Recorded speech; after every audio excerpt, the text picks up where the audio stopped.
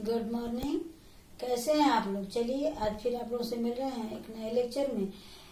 ये पार्ट 2 का second lecture है। पार्ट 2 का सेकंड लेक्चर है। पहले में मैंने इसका शब्दार्थ लिखवाया था और इसके कुछ पृष्ठभूमि के बारे में मैंने बताया था कि ये पत्र क्यों लिखा गया है, कब लिखा गया है और इस पत्र लिखने के पीछे क्या उद्देश्य है, दादी का क्या उद्देश्य है, जिसके कारण ये पत्र आपको पढ़ने के लिए दिया जा रहा है। ये आपके लिए एक प्रेरणादायी पत्र है और ये सब मैंने बताया था। और अब मैं आपका पाठ शुरू करने जा रही हूँ। चलिए, आप लोग अपने पास अगर किताब हो तो जब भी वीडियो देखिए तो उस किताब को भी खोल करके देखिए, पढ़िए, ताकि आपको लगे कि हाँ मैं सामने ही पढ़ रही हूँ। ये कोई भी पत्र दो तरह का होता है। सबसे पहले पत्र के बारे में जान लीजिए। एक पत्र होता है औपचारिक और एक होता है अनौपचारिक। औपचारिक पत्र कहते हैं जिसको आप अंग्रेजी में कहते हैं ऑफिशियल लेटर, जो किसी विभाग में, किसी ऑफिस में जो दिया जाता है, जो स्ट्रक्चर के अधीन ही लिखा जाता है, उसे कहते हैं औपचारिक पत्र। और एक होता है अनौपचारिक, जो हम अपने रिलेटिव के पास लिखते हैं, अपने रिश्तेदारों के पास, माँ बाप, भाई बहन, चाचा चाची, इन लोगों के पास जो पत्र लिखते हैं उसको हम कहते हैं अनौपचारिक पत्र। तो ये एक अनौपचारिक पत्र है। पहले के जमाना में पत्र के माध्यम से ही समाचार का आदान प्रदान होता था। हम अपने हाल समाचार दूसरों के पास पत्रों के माध्यम से ही भेजते थे और दूसरों का समाचार भी पत्रों के माध्यम से प्राप्त करते थे। लेकिन आज के समय में जब से ये मोबाइल डेवलप हो गया, जब से नेट और इंटरनेट का जमाना आ गया, तब से पत्रों का लोप हो गया। लोग पत्र लिखना छोड़ दिया और पत्र पढ़ना छोड़ दिया। आप लोग पत्र शायद देखे हैं या नहीं देखे हैं, लिखे हैं या नहीं लिखे हैं, लेकिन यह एक पत्र ही है। ये पाठ क्या है? एक पत्र है। ये शीर्षक में ही दिया गया है, दादी माँ का पत्र। ये दादी अपने पोती के पास ये पत्र लिखी हैं और ये पत्र के माध्यम से इस पाठ को आप लोगों के द्वारा आप लोगों के पास पहुंचाया गया है। चलिए, मैं अब पाठ शुरू कर रही हूँ।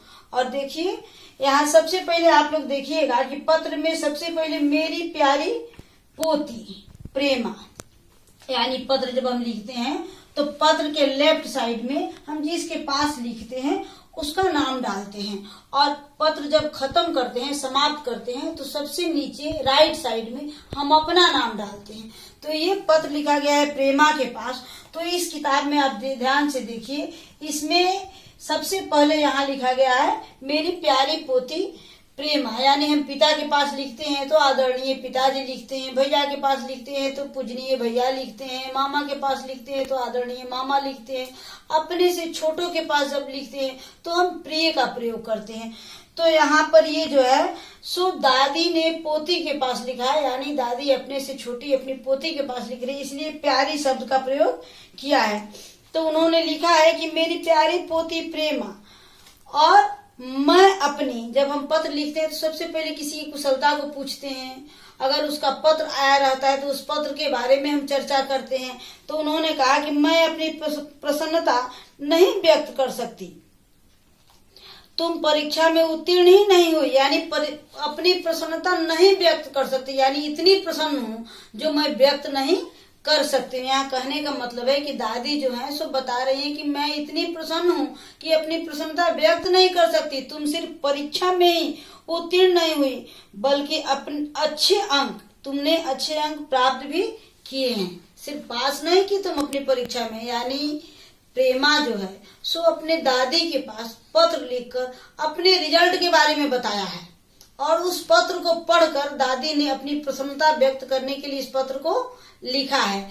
इसीलिए दादी ने पहले ही लिखा है कि मैं अपनी प्रसन्नता व्यक्त नहीं कर सकती, तुम परीक्षा में उत्तीर्ण ही नहीं हुई बल्कि अच्छे अंक भी प्राप्त किए हैं। यानी सिर्फ तुमने पास नहीं किया, तुम सफल नहीं हुई, तुम अच्छे अंकों को ला करके यह सिद्ध कर दिया कि तुम्हें पढ़ने में मन लगता है। करेगी इससे पता चलता है कि तुम गंभीरता पूर्वक अध्ययन कर रही हो, पढ़ाई को तुम हल्के में नहीं ले रही हो, यानी पढ़ाई को तुम गंभीरता से अध्ययन करती हो, पढ़ती हो। और यही कारण है कि तुम्हारा नंबर जो है सो बहुत अच्छा आया है। तुमने अपने परीक्षा में अच्छे अंक को प्राप्त किया है। यह प्रसन्नता की बात है कि पढ़ाई में तुम्हारा मन लगता है। अब पढ़ाई जो है सो बड़ा ही नीरस होता है। पढ़ाई हम करते तो हैं, लेकिन कभी कभी पढ़ाई दबाव में करते हैं, मजबूरी में करते हैं, और कभी कभी पढ़ाई हम अपनी इच्छा से करते हैं। तो जब हम अपनी इच्छा से पढ़ाई करते हैं तो वहां पर हमें किसी को कहने की जरूरत नहीं होती, कोई हमें कहे कि पढ़ो पढ़ो पढ़ो। जब हम अपनी इच्छा से पढ़ते हैं तो बिना कहे ही पढ़ने लगते हैं। तो इसीलिए दादी ने लिखा है कि ये बहुत ही प्रसन्नता की बात है कि तुम्हें पढ़ने में मन लगता है। बहुत सारे बच्चों को गार्जियन बार बार कहते हैं कि पढ़ो, तो बच्चे पढ़ते हैं, और बहुत सारे बच्चे ऐसे होते हैं जो बिना कहे ही पढ़ते रहते हैं। तो इसीलिए दादी ने लिखा है कि ये बहुत प्रसन्नता की बात है कि तुम्हें पढ़ने में मन लगता है। मुझे सदा विश्वास रहा है कि तुम जो भी निश्चय करोगी उसे अवश्य पूरा करोगी। दादी अपनी भावनाएं व्यक्त कर रही है, अपने विश्वास को बता रही है। दादी के मन में पोती के प्रति क्या विचार है वो बता रही है कि मुझे पूरा विश्वास है कि तुम अपने मन में, अपने जीवन में जो भी निश्चय करोगी उसे निश्चित रूप से हासिल करके रहोगी। कह रहा है कि तुम में यह योग्यता है, तुम्हारी इच्छा शक्ति प्रबल है। किसी भी काम को करने के लिए शरीर में बल होना बहुत जरूरी नहीं है। शरीर में बल से ज्यादा हमारे मन में बल होना चाहिए, हमारा आत्मबल प्रबल होना चाहिए। हमारे मन में अगर किसी चीज की, किसी काम को करने की अगर क्षमता हो तो हम शारीरिक रूप से बड़े ही कमजोर हों, शरीर हमारा भले ही हमको साथ नहीं दे, लेकिन अगर हम ठान लें तो उस काम को निश्चित रूप से कर पाएंगे। इसीलिए ये कह रहे हैं कि तुम्हारी इच्छा शक्ति बहुत प्रबल है। तुम्हारे अंदर जो है, जिसको हम विल पावर कहते हैं, जिसको हम आत्मबल कहते हैं, वह तुम्हारे पास बहुत ज्यादा है। कोई भी काम अगर एक बच्चा भी ठान ले कि हमें ये करना है तो समय आने पर उस काम को निश्चित कर लेगा। लेकिन अगर हम किसी काम को करने के पहले ही हार मान ले तो उस काम को हम कभी नहीं कर पाएंगे, चाहे मेरे में वो एबिलिटी हो या नहीं हो। अगर मन से हार जाए तो हम किसी काम को ठीक से नहीं कर पाएंगे।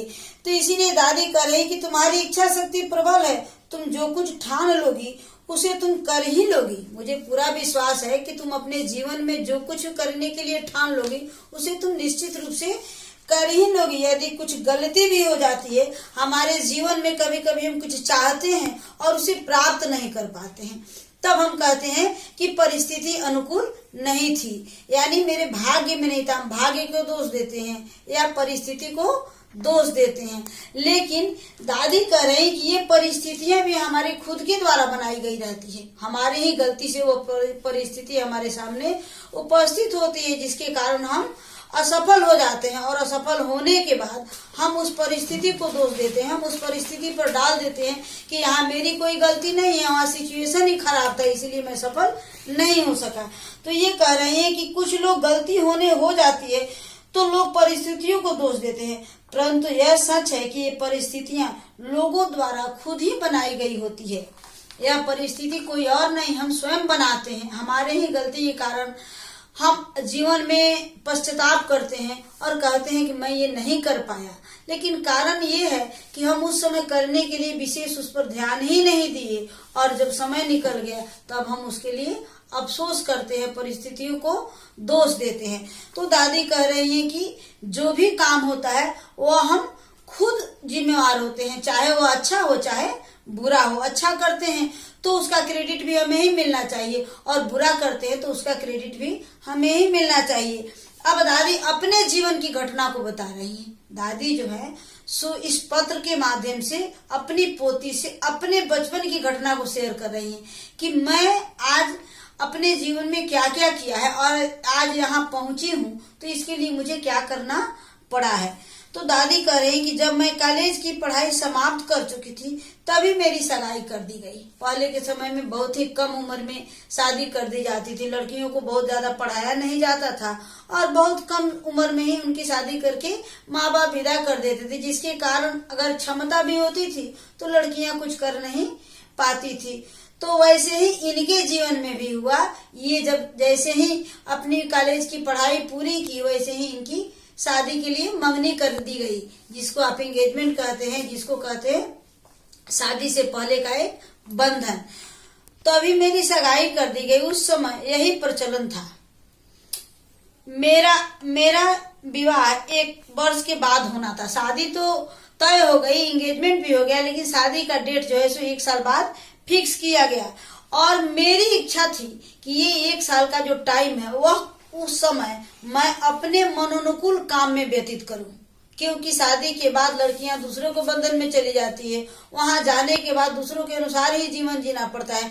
तो इनके मन में था कि 1 साल मेरे लिए सुनहरा टाइम है, जो मनोनुकूल कार्य करके मैं अपनी इच्छा की पूर्ति कर लूं, ताकि मुझे बाद में मौका न भी मिले तो अफसोस नहीं रहे। इसीलिए इन्होंने निश्चय किया कि 1 साल का सदुपयोग मैं अपने मन के अनुसार कार्य करके करूंगी। और इनकी माँ की इच्छा थी कि ये 1 साल का समय तुम खाना पीना बनाने में, कढ़ाई सिलाई करने में व्यतीत करो, ताकि ससुराल जाने के बाद तुम्हें कोई परेशानी नहीं हो। लेकिन इनकी इच्छा कुछ और थी। इन्होंने कहा कि मेरी इच्छा थी कि इस बीच मैं कोई मनोनुकूल कार्य करूं, इस प्रकार यह समय का सदुपयोग भी हो जाए और मुझे कुछ अच्छा करने का मौका भी मिल जाए। तो यहाँ तक अभी मैं यहीं पर रोक रही हूँ, और फिर अगले लेक्चर में मैं इसको पढ़ाऊंगी, क्योंकि लेक्चर लंबा हो जाता है तो आप लोग पढ़ने में उब जाते हैं।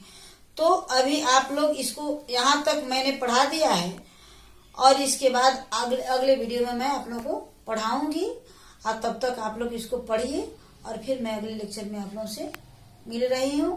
घर पर आप लोग पढ़िए, बार बार एक ही लेक्चर को देखा कीजिए, ताकि आप लोगों को बाद में परेशानी नहीं हो। एक लेक्चर को जब भी टाइम मिले, जब भी खाली समय हो, आप उसको रिपीट किया कीजिए, अभ्यास कीजिएगा। और इस शब्दार्थ को जो पिछले लेक्चर में मैंने लिखवाया था, उस शब्दार्थ को अपने कॉपी में नोट भी कीजिए, उसे याद भी कीजिए, ताकि आपको पढ़ते समय परेशानी नहीं हो, और अगर परीक्षा में शब्दार्थ पूछा जाए तो आपको दिक्कत नहीं हो। चलिए, फिर आपसे मिलते हैं अगले लेक्चर में।